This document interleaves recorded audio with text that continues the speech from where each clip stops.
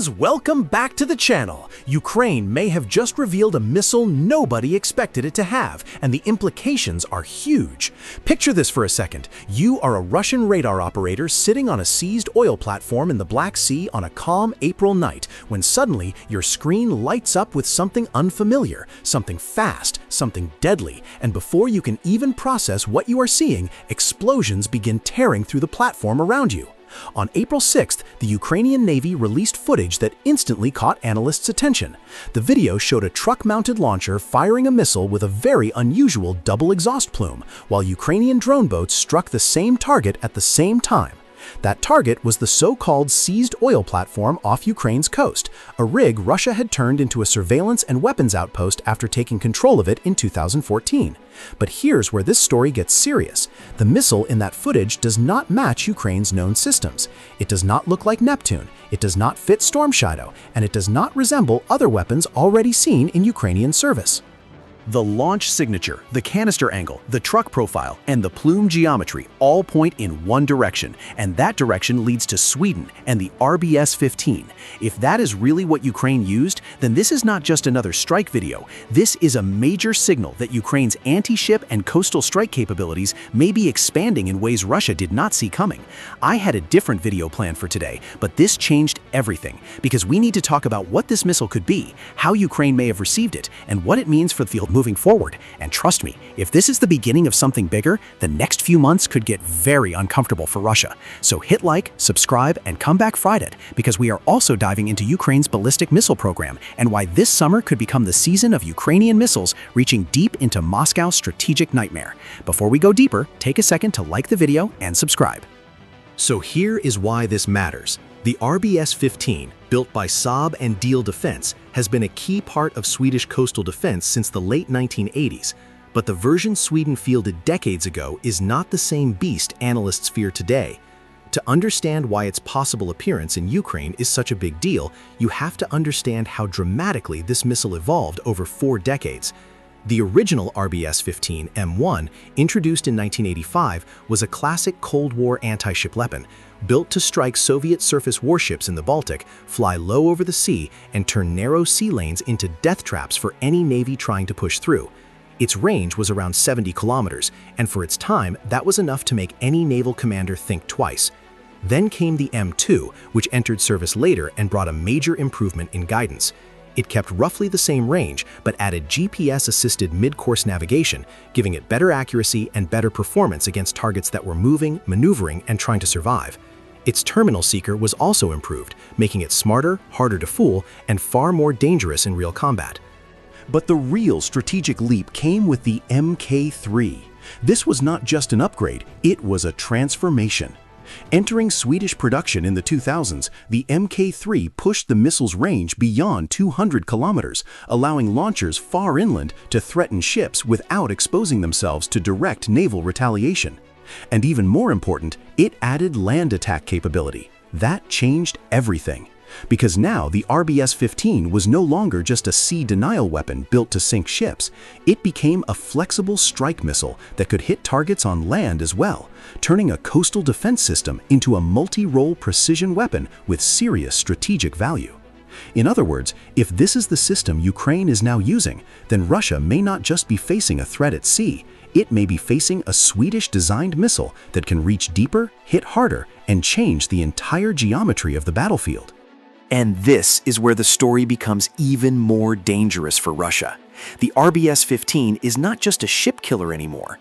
In its more advanced forms, it can also strike fixed targets on land, and that matters enormously in a war like Ukraine's, where coastal infrastructure, radar sites, surveillance posts, and fortified offshore positions all become high-value targets.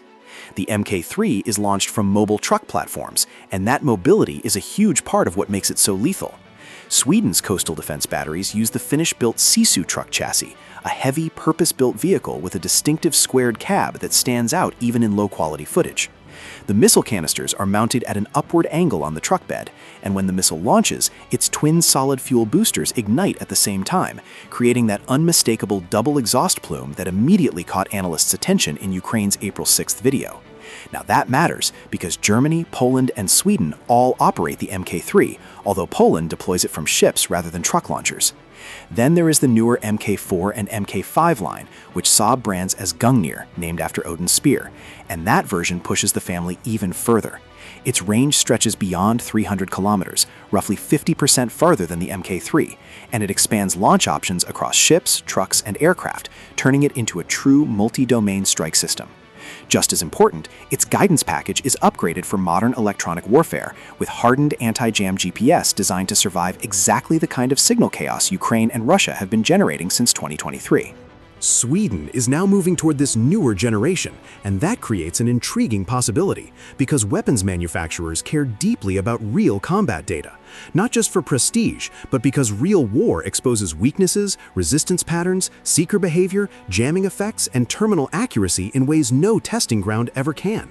So if some variant of the RBS-15 really struck a defended Russian target on April 6th, then the data from that mission would be incredibly valuable for Saab's ongoing development work, creating a fascinating overlap between Ukraine's battlefield needs and Sweden's industrial interests.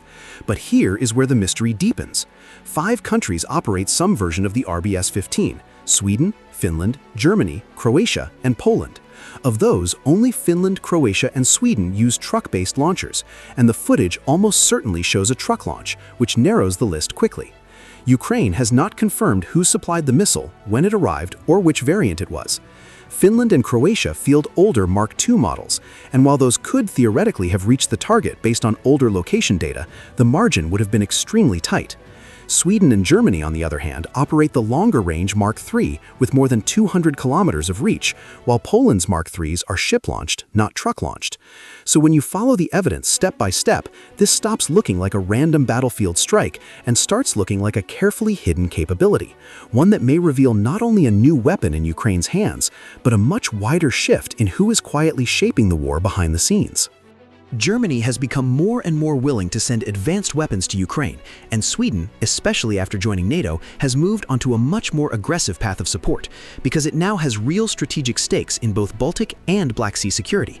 And that is what makes this story so interesting. Saab is developing the next-generation RBS-15 M5, and any real combat data on how this missile family performs under pressure would be incredibly valuable. So yes, this is still speculation, but it is not random speculation. It is informed speculation. After Russia seized the so-called Boyko Towers in 2014 and drilling stopped, those offshore platforms were turned into forward Russian ISR positions, packed with radars, surveillance gear, and anti-tank teams watching Ukraine's coastline. So for Ukraine, hitting that target was not just symbolic, it was operationally important.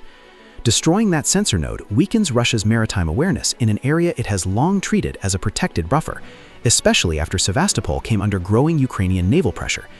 And the April 6 strike did not happen in isolation.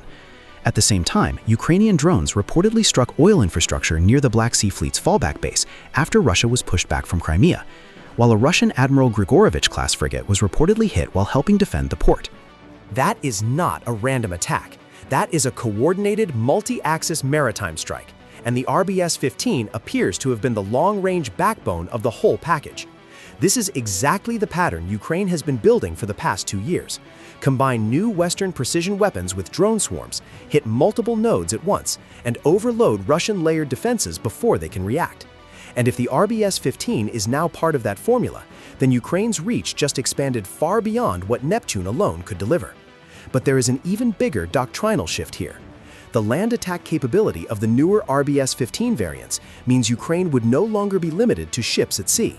A missile that can fly more than 200 kilometers, strike fixed targets on land, and launch from a mobile truck that can vanish into a tree line within minutes is not just an anti-ship weapon anymore. That is a theater strike asset.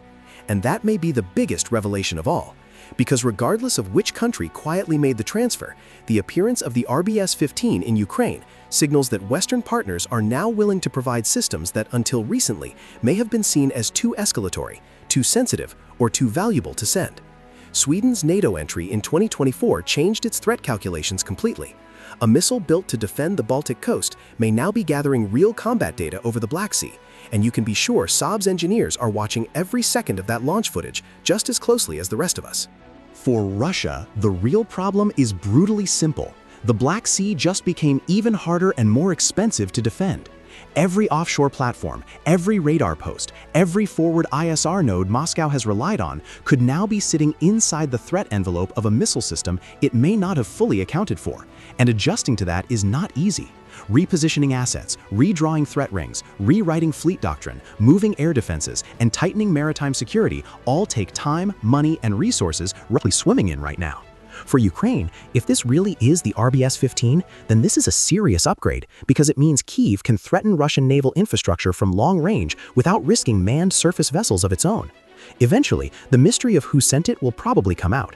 Maybe through a defense ministry statement, maybe through a parliamentary document, maybe through a Saab press image captioned a little too clearly, because these things have a habit of leaking sooner or later. But until that moment comes, all Russia knows for sure is this. On April 6th, something new appeared on its radar screens, something with a distinctive double exhaust plume.